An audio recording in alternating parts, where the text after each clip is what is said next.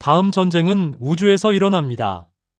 이미 시작됐고 당신도 그 안에 있습니다. 오프닝. 여러분, 지금 이 순간 스마트폰으로 영상을 보고 계시죠? 그 스마트폰에 GPS가 켜져 있습니다. 네이버 지도로 길을 찾고 카카오 택시로 차를 부르고 배달 앱으로 음식을 시킵니다. 이 모든 게 위성 덕분입니다. 그런데 만약 지금 이 순간 누군가가 그 위성을 파괴한다면 어떻게 될까요? GPS가 끊깁니다. 항공기가 항로를 잃습니다. 선박이 바다에서 길을 잃습니다. 은행 거래가 멈춥니다. 미사일이 엉뚱한 곳으로 날아갑니다. 군 지휘 통신망이 무너집니다. 단 하나의 위성을 파괴하는 것으로 현대 문명 전체가 흔들립니다. 그리고 지금 이 순간 세계 강대국들은 서로의 위성을 파괴할 무기를 조용히, 아주 조용히 개발하고 있습니다. 2021년 11월 15일 새벽, 러시아가 미사일을 한 발 쐈습니다. 목표물은 지구 상공의 위성이었습니다. 러시아가 위성 요격 미사일을 발사해 가동이 중단된 옛 소련의 첩보위성 코스모스 1408을 파괴했습니다. 순식간에 수천 개의 파편이 생겨났습니다. 이때 생긴 다량의 우주 파편 때문에 국제우주정거장의 우주인들이 대피를 준비하는 소동이 일어났습니다.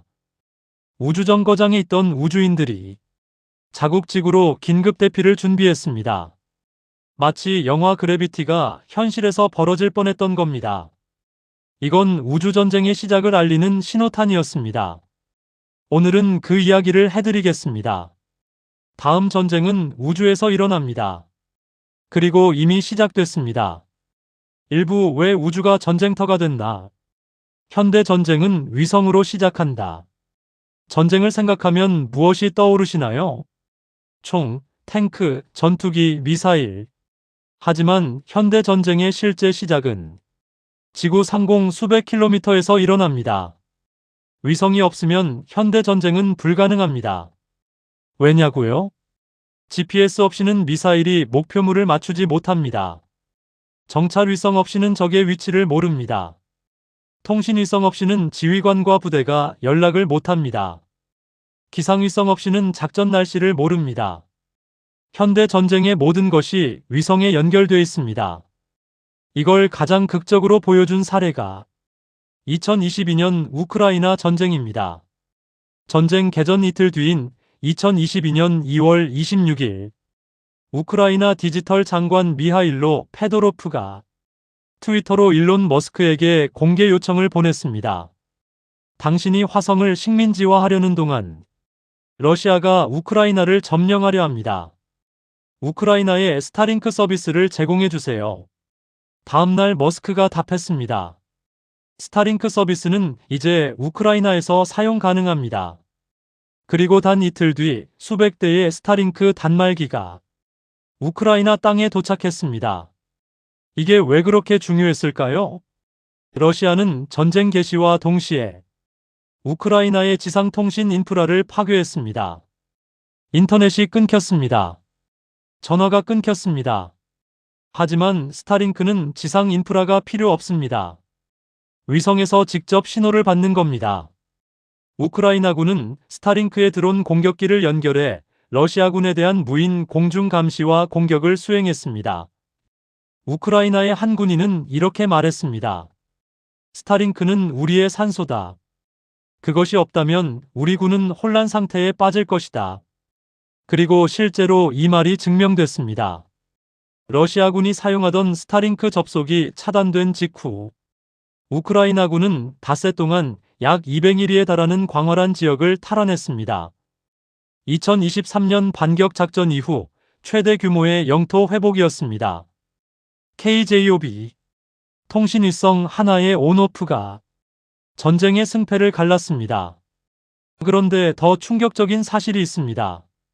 스타링크는 민간 기업 스페이스X의 서비스입니다. 그 말은 무슨 뜻이냐면 전쟁의 승패를 결정하는 핵심 인프라를 국가가 아닌 일론 머스크 한 사람이 쥐고 있다는 겁니다. 일론 머스크는 위성망 온오프 스위치 하나로 우크라이나 군사작전을 좌우할 만큼 막강한 역할을 했고 미국 국방부나 우크라이나 정부는 그를 설득하거나 대안을 마련하느라 분주해야 했습니다. 실제로 머스크가 러시아와 가까운 크름 반도 일대에서 스타링크 서비스를 제안했을 때 우크라이나의 수중 드론 작전이 실패한 적 있습니다. 대통령도 군 총사령관도 아닌 민간 기업 CEO 한 명이 전쟁의 판도를 바꾸는 시대가 됐습니다. 이것이 우주가 전쟁터가 된 현실입니다. 2부 우주 무기들의 세계. 위성을 파괴하는 무기 ASAT. 그렇다면 세계 강대국들은 어떤 생각을 하고 있을까요? 아주 단순합니다. 적의 위성을 파괴하면 전쟁에서 이길 수 있다. 그래서 개발하는 무기가 있습니다. 이름은 ASAT 대위성 무기 엔티-새털라이트 웨폰. ASAT 운용 방식은 하드킬 방식과 소프트킬 방식으로 나뉩니다. 하드킬은 물리적 충돌로 위성을 파괴하고 소프트킬은 전파 방해나 레이저로 위성을 무력화합니다. 현재까지 위성 요격 실험에 성공한 나라가 어디냐면 미국, 러시아, 중국, 인도 이렇게 4나라입니다. 이 4나라의 위성 격파 무기를 하나씩 살펴보겠습니다. 먼저 러시아. 2021년 코스모스 1408 위성 격파 사건이 대표적입니다. 러시아는 그 외에도 레이저 무기 페레스베트를 실전 배치했습니다. 원자력을 에너지원으로 사용하며 항공기나 위성 공격이 가능한 것으로 추정됩니다. 또 전파 교란 무기도 여러 갖고 있습니다. 중국은 더 빠르게 따라오고 있습니다. 미 우주군 작전사령관은 미국 상원군사위원회 청문회에서 중국이 적국 위성의 센서를 무력화하거나 방해할 수 있는 지상 기반 레이저 무기, GPS 및 위성통신을 방해하는 전자파 제밍 시스템, 대위성 미사일을 보유하고 있다고 보고했습니다. 특히 고도 35,000km가 넘는 지구, 정지 궤도에서도 위성을 파괴할 수 있는 대위성 무기 시스템을 개발하고 있는 것으로 추정되며 중국은 이미 다른 위성을 옮기거나 물리적으로 조종할 수 있는 능력을 갖추고 있습니다. 다른 위성을 잡아서 궤도를 바꿀 수 있다는 겁니다. 적국 위성을 그냥 납치해버리는 겁니다. 미 국방부는 적에도 위성 파괴 미사일, 위성, 마비용 레이저 등 중국의 위성 공격 기술은 지금 미국과 대등한 수준이라고 평가하는 것으로 알려졌습니다. 킬러 위성 우주의 자객. 더 무서운 무기도 있습니다. 킬러 위성입니다. 킬러 위성에는 두 종류가 있습니다. 하나는 자폭 위성으로 적 위성을 미행하다 자폭해 파괴합니다. 다른 하나는 기생 위성으로 파괴하고자 하는 적 위성에 기생충처럼 근접해 비행하다 유사시 파괴하는 방식입니다. 지금 이 순간에도 누군가의 위성 옆에 킬러 위성이 붙어서 날고 있을 수 있습니다. 명령이 내려지는 순간 터뜨리면 됩니다. 우주 쓰레기 전쟁 이후의 재앙. 그런데 ASAT에는 치명적인 문제가 있습니다. 위성을 파괴하면 수천, 수만 개의 파편이 생깁니다. 이 파편들은 시속 28,000km로 우주를 떠돌아다닙니다.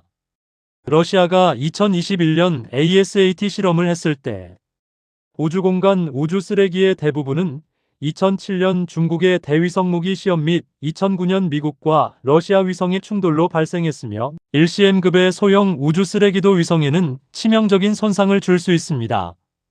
2021년 11월에 러시아의 무책임한 미사일 실험으로 발생한 파편들이 스타링크 위성을 10km 거리 이내로 약 6,000번이나 스쳐갔습니다. 6,000번. 이건 적의 위성만 파괴하는 게 아닙니다. 자국 위성도, 우방국 위성도, 민간 위성도 다 위험에 처합니다. 더 나쁜 시나리오가 있습니다. 캐슬러 신드롬이라고 들어보셨나요? 파편들이 다른 위성에 충돌하고 그 충돌이 또 다른 파편을 만들고 그 파편이 또 다른 위성에 충돌하는 연쇄 반응이 일어나는 겁니다. 최악의 경우 지구 저궤도 전체가 위성 파편으로 가득 차서 인류가 수백 년 동안 우주를 쓸 수 없게 됩니다. 전쟁에서 이기고 우주 문명을 잃는 겁니다. 소프트킬 보이지 않는 공격. 물리적 파괴만이 우주 공격이 아닙니다. 더 교묘한 방법들이 있습니다. 첫째, GPS 스푸핑. GPS 신호를 위조해서 엉뚱한 위치 정보를 전송합니다. 미사일이 엉뚱한 곳을 향해 날아갑니다. 드론이 방향을 잃습니다. 둘째, 전파 재밍. 위성 신호를 전파로 방해합니다. 통신이 끊깁니다. 정찰 위성의 눈이 멀어집니다. 셋째, 사이버 공격. 위성을 해킹해서 통제권을 빼앗습니다. 만약 누군가 악의를 갖고 특정 국가의 위성을 해킹해 통제권을 확보한 후 고의로 경쟁국의 위성과 충돌시키면 이는 최악의 경우 양국 간 외교 군사적 갈등의 단초가 될 수 있습니다. 우크라이나 전쟁 초기에 러시아는 유럽 위성통신 회사 비아셋을 해킹했습니다. 우크라이나 전역의 위성통신이 마비됐습니다. 이건 총 한 발도 쏘지 않은 공격입니다. 하지만 전쟁에서의 효과는 폭탄과 같았습니다. 3부 미중 우주전쟁. 지금 가장 치열한 전장. 지금 가장 뜨거운 우주 패권 경쟁은 미국과 중국 사이에서 벌어지고 있습니다. 미국은 2020년 우주군을 창설했습니다. 독립된 군종입니다. 육군, 해군, 공군, 해병대, 해안경비대에 이어 6번째 군종이 됐습니다. 중국은 우주전력 강화를 위해 별도의 전략 지원 부대를 창설했습니다.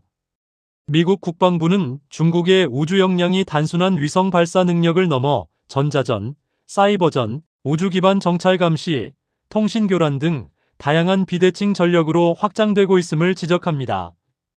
그리고 스타링크에 맞서기 위해 중국판 스타링크 거왕을 만들고 있습니다. 중국은 64편 이상의 대스타링크 관련 논문을 발표했습니다. 난징항공항 천대학교는 단 99기의 중국 위성만으로 12시간 내 1400개의 스타링크 위성을 추적할 수 있는 AI 기반 알고리즘을 개발했습니다. 12시간 안에 스타링크 위성 1400개를 추적하는 알고리즘. 이건 방어용이 아닙니다. 공격 준비입니다. 우주 패권의 의미. 왜 이렇게 서로 필사적으로 우주를 차지하려 할까요? 우주를 지배하는 나라가 지구를 지배하기 때문입니다. 이걸 가장 극적으로 보여준 게 걸프전입니다. 1990년 8월부터 이듬해 2월까지 걸프전은 우주 기반 자산과 기술이 처음으로 전투에 사용된 전쟁이었습니다. GPS와 위성 기반 미사일 경보 시스템 덕분에 미군은 고온 건조한 사막이라는 불리한 여건에서도 이라크군을 신속하고 효과적으로 제압할 수 있었습니다. 많은 역사가들은 걸프전을 인류 역사상 첫 우주전쟁이라 평가합니다. 그리고 이제 우크라이나 전쟁에서 스타링크가 전세를 뒤집었습니다. 1991년 걸프전이 디지털 전쟁의 시작이었다면 2022년 우크라이나 전쟁은 상업용 우주기술이 전장의 판도를 바꾸는 역사적 전환점이었습니다. 전장이 물리적 공간을 넘어 궤도 상의 데이터로 연결되는 제5의 전장임을 입증했습니다. 3-3. 한국은 어디에 있나? 그럼 우리 한국은요? 한국은 군사정찰 위성 확보 사업인 425사업에 따라 정찰 위성 5기를 2025년까지 순차적으로 발사할 계획이며 군 당국은 2030년까지 소형 위성 30여 기도 확보할 계획입니다. 그리고 한미 우주통합팀이 구성돼 연합훈련에 참가하고 있습니다. 북한도 정찰 위성을 쏘아 올렸습니다. 우주에서 한반도를 내려다보고 있습니다. 우주전쟁은 우리와 무관한 이야기가 아닙니다. 지금 이 순간에도 한반도 상공에서 여러 나라의 위성들이 우리를 지켜보고 있습니다. 4부 가장 무서운 시나리오들. 시나리오 1 GPS가 꺼지는 날. 가장 현실적인 공포부터 말씀드리겠습니다. 만약 전쟁이 나서 GPS 위성이 파괴된다면 무슨 일이 생길까요? 항공기가 항로를 잃습니다. 전 세계 하늘에 수만 대의 비행기가 있습니다. 컨테이너선이 바다에서 방향을 잃습니다. 세계 무역의 90%가 바다를 통합니다. 금융거래가 멈춥니다. 모든 전자금융거래에는 GPS 기반 타임스탬프가 필요합니다. 군의 정밀 유도 무기가 무용지물이 됩니다. 이건 공상과학이 아닙니다. 2022년 러시아가 우크라이나 침공 초기에 유럽 전역의 GPS 신호를 교란했습니다. 핀란드, 에스토니아, 노르웨이 상공에서 민간 항공기들이 GPS를 잃는 일이 실제로 일어났습니다. 시나리오 2 우주 진주만 1941년 12월 7일 일본이 미국 진주만을 기습 공격했습니다. 미국은 전혀 준비가 안 됐습니다. 태평양 함대가 한순간에 무력화됐습니다. 군사 전문가들이 가장 두려워하는 시나리오는 우주판 진주만입니다. 중국이나 러시아가 분쟁 발발 직전 미국과 동맹국의 핵심 위성들을 동시다발로 공격합니다. 군 지휘 통신망이 끊깁니다. 정찰 위성이 눈을 잃습니다. GPS 유도 무기들이 방향을 잃습니다. 현대 군사력의 7080%가 순식간에 마비됩니다. 이 공격은 우주에서 일어납니다. 우주에서의 공격에는 탐지에서 실제 타격까지 인간이 반응할 시간이 거의 없습니다. 시나리오 3 캐슬러 신드롬. 가장 극단적인 시나리오입니다. 우주 전쟁이 벌어져서 서로가 서로의 위성을 파괴하다 보면 파편의 연쇄 반응이 일어납니다. 지구 저궤도가 파편으로 가득 찹니다. 영국 우주국에 따르면 현재 지구 밖에는 수명이 다한 위성과 발사체, 잔해물을 포함해 약 90만 개의 우주 쓰레기가 지구 주변을 맴돌고 있습니다. 쓰레기의 범위를 1수준까지 확대하면 그 수는 약 1억 3천만 개가 될 것으로 추정됩니다. 이게 지금 상황입니다. 전쟁 없이도 이미 1억 개가 넘는 쓰레기가 떠 있습니다. 여기서 대규모 위성 격파전이 벌어지면 더 이상 인류는 위성을 쓸 수 없게 됩니다. GPS도 없고 통신위성도 없고 기상위성도 없고 정찰위성도 없는 세계. 이건 문명의 후퇴입니다. 오부 우주전쟁을 막을 수 있을까? 우주조약의 한계. 1967년 냉전이 한창일 때 미국과 소련은 우주조약에 서명했습니다. 핵무기를 비롯한 대량 파괴무기를 우주에 배치하지 않겠다는 약속이었습니다. 그런데 이 조약에는 거대한 허점이 있습니다. 재래식 무기는 금지하지 않았습니다. ASAT 미사일은 금지하지 않았습니다. 레이저 무기는 금지하지 않았습니다. 전파 교란도 금지하지 않았습니다. 57년 된 조약이 2025년의 우주 무기들을 전혀 다루지 못하고 있습니다. 현재도 미국과 러시아는 위성 요격용 ASAT를 개발 중이며 여기에 중국과 인도 같은 신흥 강대국들이 가세하고 있습니다. 이러한 병기를 궤도상에 배치하는 것이 우주조약에 위반되는 행위지만 이 국가들은 그 정도는 무시한 채 관련 전력들을 개발하여 우주에서 운용, 유지할 국력이 있습니다. 누가 먼저 규칙을 정할 것인가? 우주 군비 경쟁에서 가장 큰 문제는 바다나 하늘과 달리 우주에는 명확한 규칙이 없다는 겁니다. 어디서부터 우주인가? 위성에 접근하면 공격인가 아닌가? 전파 교란은 전쟁 행위인가? 아무도 합의하지 않았습니다. 이 모호함이 사고를 불러올 수 있습니다. 한 나라가 위성 점검을 위해 다른 위성에 접근했는데 상대방은 이걸 공격 준비로 해석한다면 오판 하나가 우주에서 시작하는 전쟁으로 이어질 수 있습니다. 그래도 희망이 있다. 하지만 역사는 또 다른 이야기를 합니다. 냉전 시대 미국과 소련은 수만 개의 핵탄두를 겨누고 있었습니다.